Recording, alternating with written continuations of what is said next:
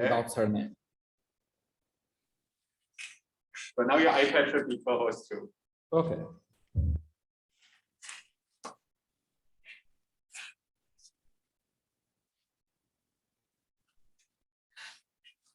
Very good. So can you see and hear me okay? I can hear you okay. Your screen is still missing. Now your screen is here. So for the second talk of our session, we have Pedro Vieira, who's telling us what is close to 0.14 or 0.212, or where is string theory. Without further ado, Pedro, take it away. Thank you.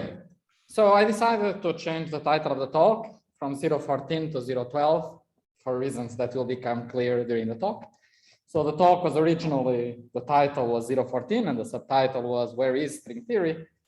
And I hope to be able to tell you about some fun work in progress, that some fun results that we got yesterday, and that should appear soon. Those include Andrea and João, as before, but now also Arish Murali, a brilliant new student at PI. And then the subtitle would be not where is string theory, but where isn't string theory. So then this would be the outline of what I would like to discuss. So we'll be discussing UV completions of 10-dimensional supergravity, where everything will be measured in units of M Planck. There will be a coefficient that will be the leading Wilson loop coefficient that measures the first correction away from supergravity. It will be alpha, this coefficient here. And then we ask what values can alpha take in the spirit of today's talks, but as you will see with some differences. And then during the first half of the talk, I will review what was in our paper that came out early this year, where we would say that if alpha is bigger than 0.14, that seems to be allowed. And we were not sure exactly where that garden of allowed possibility stops, but we said something around 0.14. And then we had this desert, which was for alpha negative. It's definitely not allowed. And this is very much one way to understand this is in line with all these positivity talks that we had today. And so that you would be, if you want, the desert. And today we increase the desert a little bit from 0 to 0.12, such that the space in between that we like to call the swamp now is reduced to be from 0.12 to 0.14. And I hope I will have time to tell you about this new stuff. And then if I still have even more time, I could conclude with 2 provocations about positivity versus bootstrap. Okay, so since I only have half an hour, I prepared some slides beforehand. It will not be purely Blackboard talk like I like to, but I have something prepared. So what we are studying is we have n equals 8 supergravity in 10 dimensions. And that is, of course, given at 3 level by this very famous 1 over STU. All amplitudes 2 to 2 are fixed. There is some tensor structure in front that you know once and for all. So you can think of it as delta of Q, where Q is the supercharge. And then all amplitudes are proportional to 1 over STU. When you extract particular amplitudes out of this polarization, you can extract, for example, some S to the 4 if you are scattering some axi-dilaton, or other stuff if you are scattering other stuff. But then all of them are proportional to the same function, which is crossing symmetric, which is this A. And it starts with supergravity. And then the first correction is from this first R to the 4. So from this first here curvature correction, which comes with this coefficient alpha measured in units of L Planck. Now, okay, forget about this previous slide. There's no previous slide. So here everything is in units of Planck length.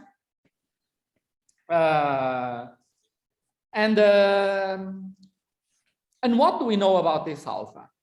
We know that in string theory, alpha is not a number. It's a parameter that you can tune because you have a coupling. You have a further string coupling. In other words, you have the Planck length and the string length. And so an appropriate ratio is the coupling that you can tune. And this alpha doesn't take a value, but it does take a range of values. And so from string theory, we see that any positive value of alpha is okay, but not any positive value. It stops at something around 0.14. This is in type 2a. In type 2b, you have a complex coupling, but the minimum value is also around 0.14. Okay, within 2 digits, we cannot tell them apart. And so the question is, forget about string theory. We just have some theory, and there is M Planck, and we have n equals 8 supergravity. What could be the possible space of UV completion? Forgetting now about string theory, we only keep in the back of our minds that string theory gives something around 0.14.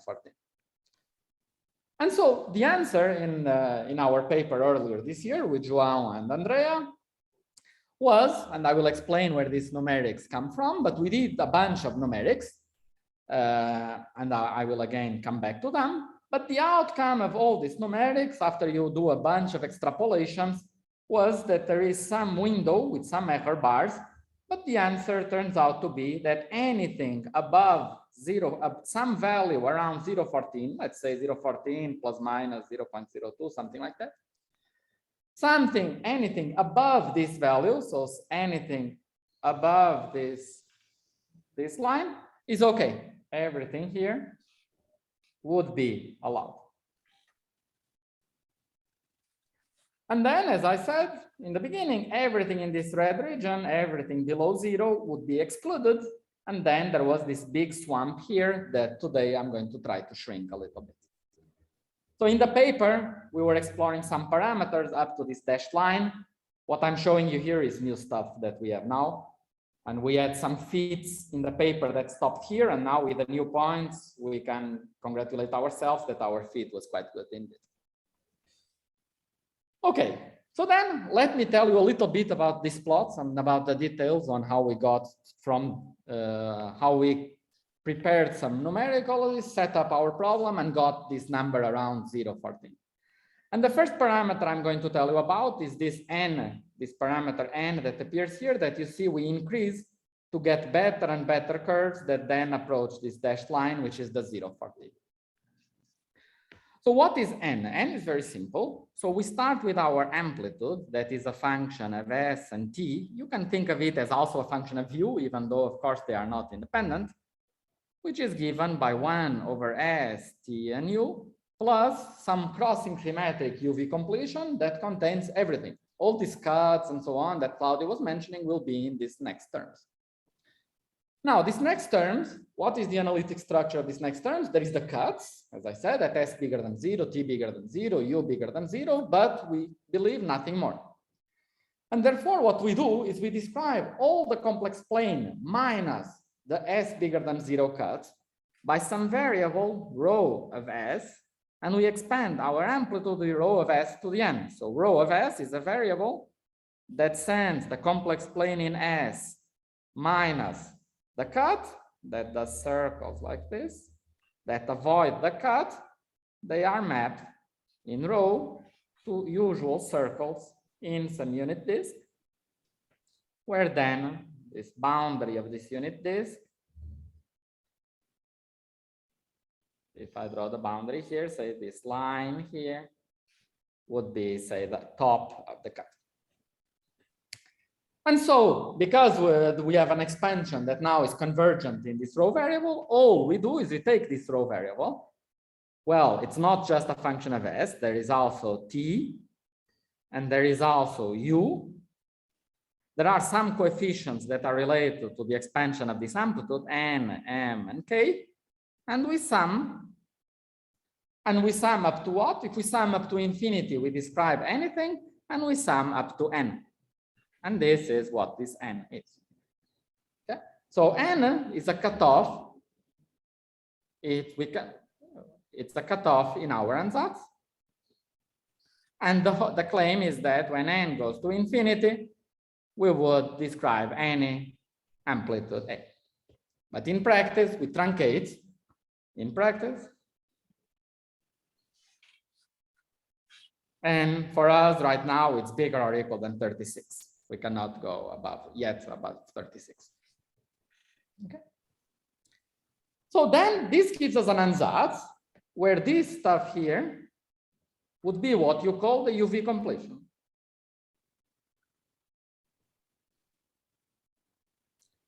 So let me jump ahead and show you an example of an amplitude. So in the end, knowing the amplitude, what we will do numerical is knowing the amplitude is equivalent to knowing the space of all this C, N, M, K. And so when you find numerically the Cn mk, then you can reconstruct the amplitude. And so I can show you, for example, let me just show you here some plots of the imaginary part of the amplitude normalized by some appropriate power of S that will become clear why. Just to give you a flavor of what you get. So what do you get is something that looks like constant, then there is a bump, and then it goes to 0. Now, of course, here the amplitude is struggling as n is increasing, it's becoming more and more constant. It's not exactly constant, but it's more or less constant, and then a bump, and then it goes to 0. And this constant behavior here, this weak coupling behavior, is, for example, what you would get if you would do a one-loop computation. If you would take the 10-dimensional box and then compute this imaginary part and so on, and then it would converge to this dashed line. So this is this ansatz, that is the most general ansatz for a function of ST and U, converging towards what it should at low energy. But then as we go away from low energy, instead of just being boring, it does something fun. It's putting here some kind of resonance that we can call a graviball, which is a unitarization of gravity, because if you just take gravity as it is, it will eventually violate unitarity, and there we need this new physics. And this is, for example, in strike contrast with just positivity, which would be not possible, which would be not enough to produce such predictions or such bounds. So this is n. And so since this is n, you can immediately see that, of course, you want to take n to infinity, to try to take n to infinity. If I go back, that's what we were doing here. We had n, we had a bunch of values, and eventually we were trying to extrapolate n to infinity and see that as n goes to infinity, we go to some window, and that's where this value came from. Okay, but before telling you about the extrapolation, let me then tell you about the other parameter here, which is L. Okay, so what is L? So L is simple. So by the way, let me point out that what we did already is these constants here, we make them symmetric, and that automatically takes care of crossing symmetry, right? So this is just symmetric in all exchanges of indices. What is not imposed is unitarity. So that's what we are going to do next. And how do you impose unitarity? You take your amplitude, T, and out of it, you construct an amplitude that instead of depending on T and S, depends on S and L.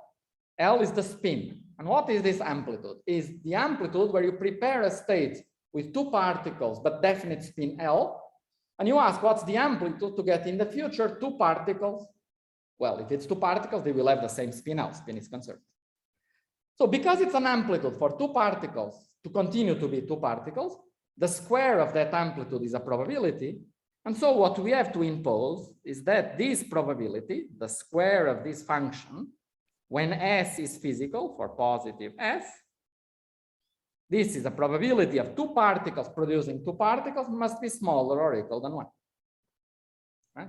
The difference to 1 is the probability of producing more particles with the same spin, of course, but more particles. And this condition, you have to impose it, as I said, for any S bigger than 0, and you have to impose it for any spin. And so you impose it for any L, or any small l, which the particles are identical. So the spin is even, 0, 2, 4, etc. And obviously, in practice, we don't impose to all spins. We truncate at some capital L. And so this spin L is where we stop imposing unitarity. And then, so what did we do in this plot?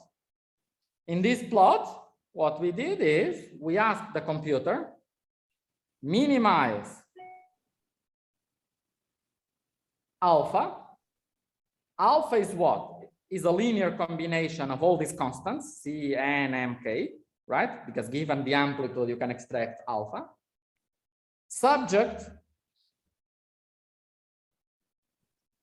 to star, where star would be this equation here.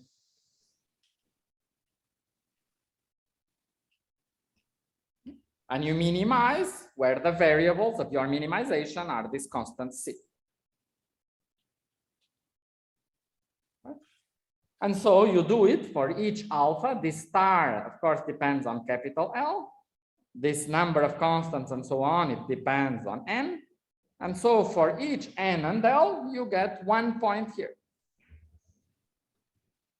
And then out of this, what do we do? So first, we fix n. We say I take an ansatz with n equals 13, and I compute many, many points, and I extrapolate and see where it goes up to infinity. And that gives me 1 point at infinity, which is this one here. Then I repeat for the second n, for the next n, I extrapolate and I see where it goes. Goes to some point at infinity, that's the second dot. And this would tell me that for a given n, it's a guess for what is the best, the slowest possible alpha, compatible with unitarity for all possible spins. Now, of course, this ansatz, if there is no numerical mistake, this ansatz, which has n equal 14, is a good solution, and so is this one. And so everything above here is okay. Then when we increase n from 14 to 16, we get the better ansatz. We see that all this is actually also okay. And so on. And so eventually, we include the best, which is this, which is already around 0.14, the last one. And if you fit, then you get what you allow, but then because you are doing a fit, there is some art involved, it's not just science, and then there are some error bars. That's because you have to choose which fit to use. So what we do is we choose a bunch of fits and try to see if things are stable, and how things change a little bit would be giving you some magnitude, some idea of the magnitude of these error bars. And so in this way, we know for sure this is allowed, we know for sure this is allowed, and eventually we know for sure that this is allowed, and this is how we come to the garden. So then, in the remaining 5 minutes, let me tell you about the desert. So first, let me tell you that strictly speaking like this, you could always be worried because you see, things look like they are converging. So in the paper, we stopped more or less here, and then we increase, and things look like they are stopping. They are kind of converging. And indeed, you see it nicely here that they are kind of stopping, but you never know. How do you know that when you increase n from 30 to 50, you will not go to 0.1 or 0.09 or something, and it could still go down. So it looks like it's converging, but it's a little bit hard to tell.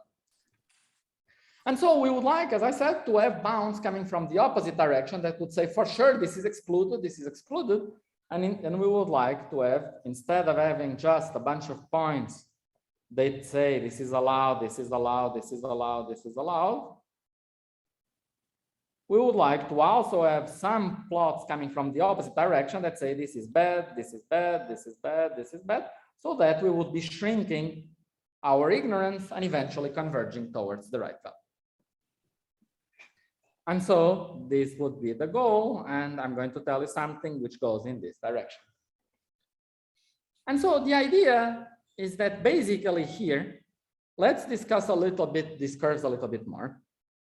Notice that these curves, say if you take this curve here, this value here is below 0.14.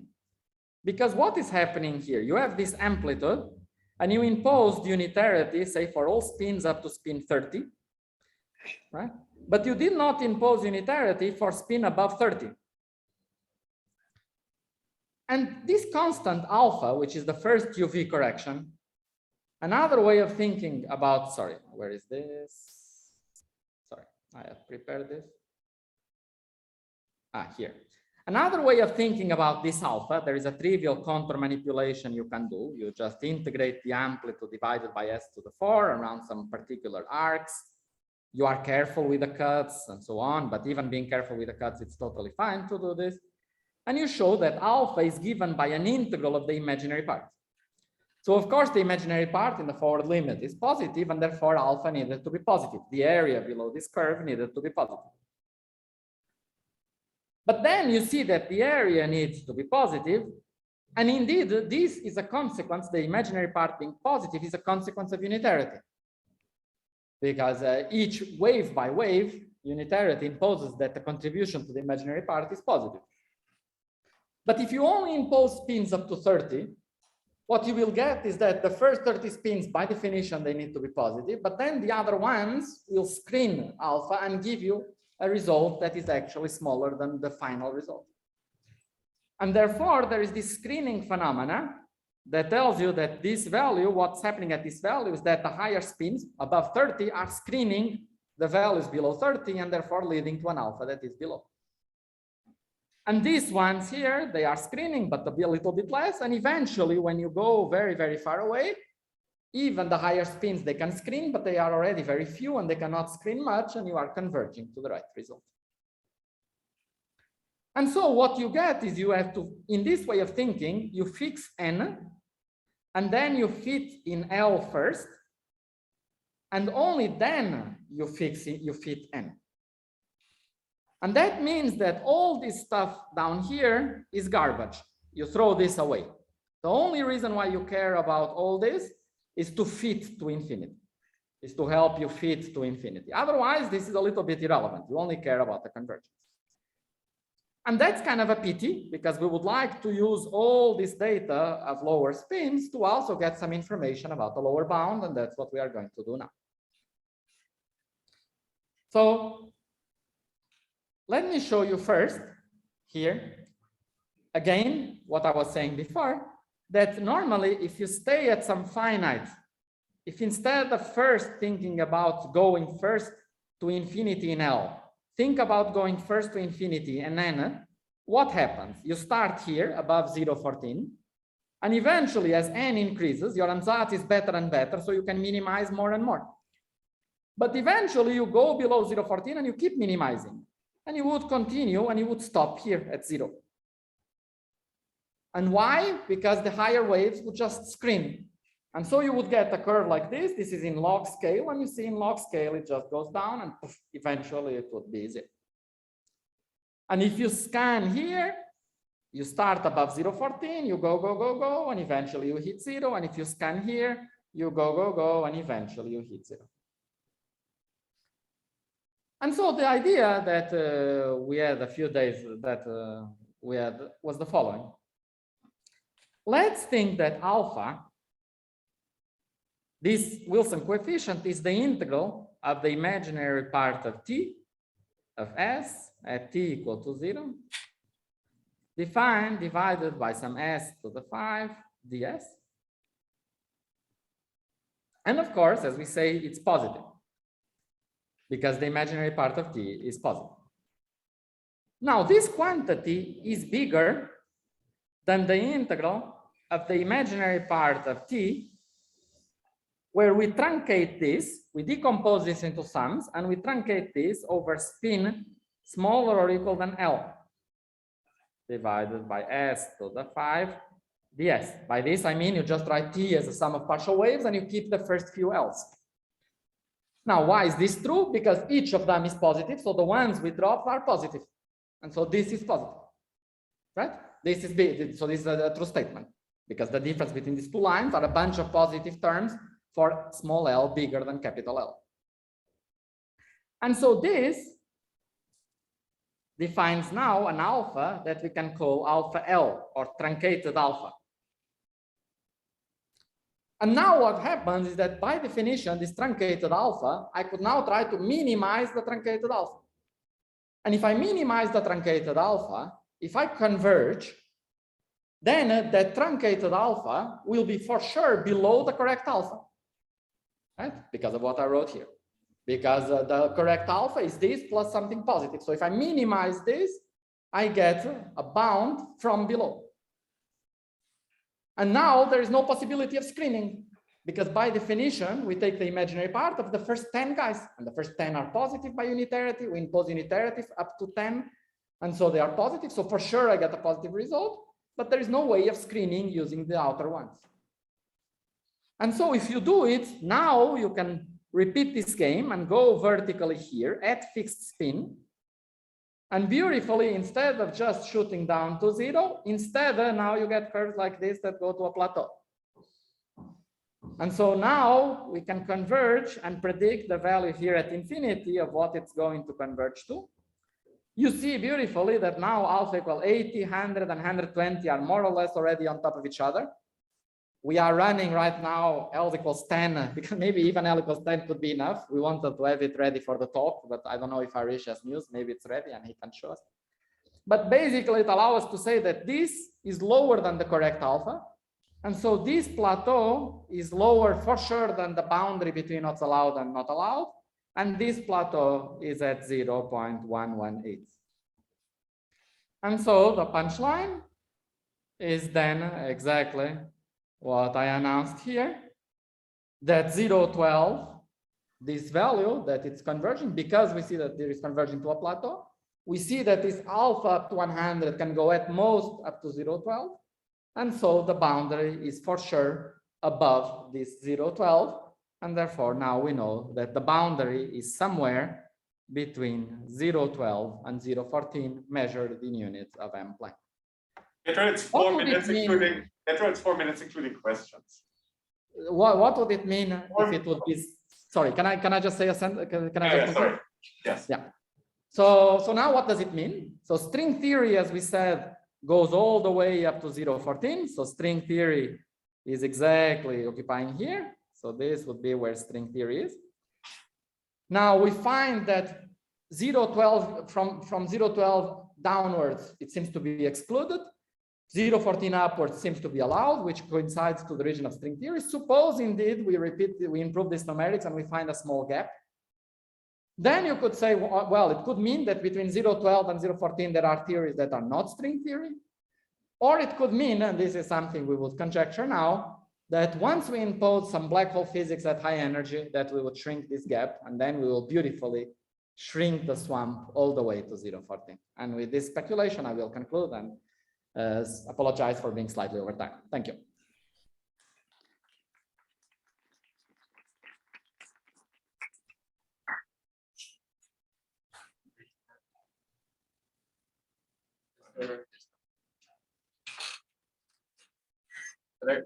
Oh, yeah, there are some questions here from the audience.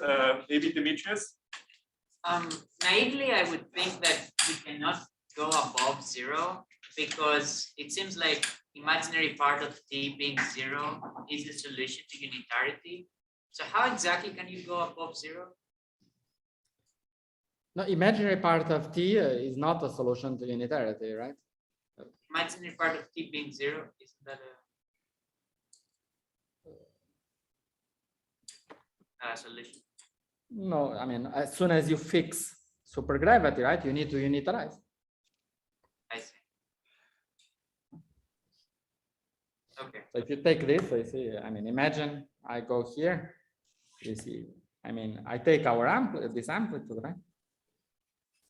And I have this SQ, which is growing very fast at high energy, right? And so unless something happens at high energy that unitarizes the amplitude, it will blow up and violate unitarity. Maybe let me ask differently. The spectral densities we usually say are between 0 and 2. Are you using the 2 bound here? Yes, for sure. Okay. Absolutely. Absolutely, yeah. But there's one question by Sasha on Zoom. Hi, Pedro. So can you also get the 0.12 using these dual methods? Now it's perfect because you see, we were struggling for some time to get the dual methods. But you see, what is, imagine imagine I'm here in this business here, right? What is going to happen as I take n to infinity? I'm going here, I'm going to 0, right? Because of what we discussed, because eventually you can screen. So you fit and you go here to 0. What's the dual of 0? It is just 0. So we were trying for a long time to do dual and we were getting always just alpha smaller than 0 and we could not get better than that. And I think now it's not a bug, it's a feature. It's what it should be. It is just that this problem really matters if you do L to infinity first or n to infinity. And by changing the problem to this one here, now this primal problem, now it converges to some value. Now the primal problem converges to 0.12.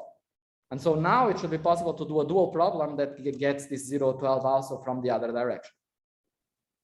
So now this is the problem we should do alive. And Andrea is already on.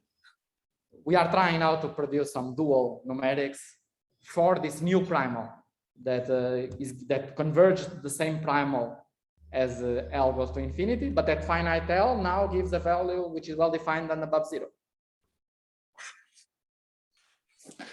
Okay, it's thanks. I will sleep over it. Okay, I think thanks a lot. We should maybe thank Pedro again for this nice talk.